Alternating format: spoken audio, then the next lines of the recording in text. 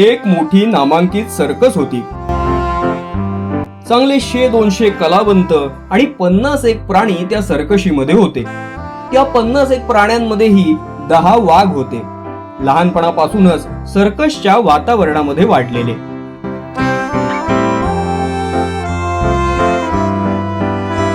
पूर्वी ही सर्कस खूप चांगली चालायची, पण कालांतरानं दिवस फिरले, सर्कस चालेनाशी झाली.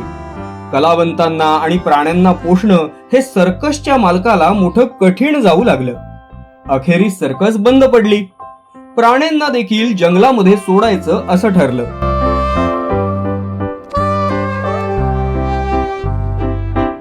ठरल्याप्रमाणे त्या 10 वाघांनाही जंगलामध्ये सोडण्यात आलं. पण पुढच्या काही दिवसातच असं निदर्शनास आलं की त्या 10 पैकी 7 वाघ हे जंगलातील जंगली कुत्र्यांच्या शिकारीला बळी पडलेले आहेत.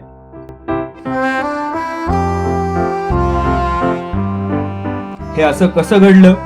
हे असं घडलं कारण जन्मभर सर्कशीत राहिलेल्या त्या वाघांना आयुष्यभर आयतं मांस मिळत होतं. त्यामुळेच खरं तर ते शिकार करायचेच विसरून गेले होते.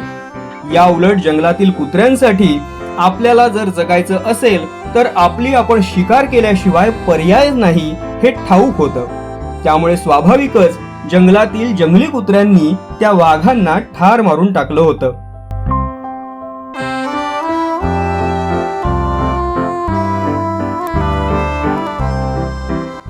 आपल्या माणसांचं देखील आजकाल असंच होतंय का? मी माझ्या मुलांसाठी खूप कष्ट घेणार, माझ्या मुलांना मी कशाचीच कमी पडू देणार नाही.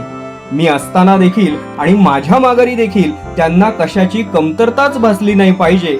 माझी मुलं कायम सुखात आनंदात राहिली पाहिजे म्हणून आपला केवढा मोठा आटापिटा चालू आहे. पण या सगळ्यामध्ये मुलांना सारं काही आयतं मिळवून द्यायच्या धडपडीत आपण आपल्या मुलांना त्या सर्कशीतील वाघांप्रमाणे तर बनवत नाही ना, हा विचार करणं तितकंच गरजेचं आहे.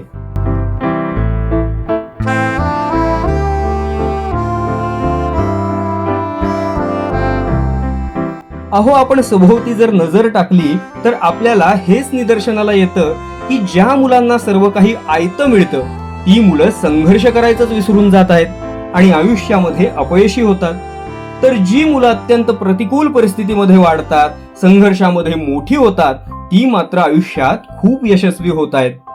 म्हणूनच असं वाटतं की मुलांना सारं सुख, सारा आनंद हा आयता मिळवून देण्यापेक्षा त्यांना त्यांच्या प्रयत्नानं, कष्टानं आणि वेळ प्रसंगी संघर्षानं सुद्धा आनंद आणि सुख मिळवायला शिकवणं हे आज जास्त गरजेचं आहे.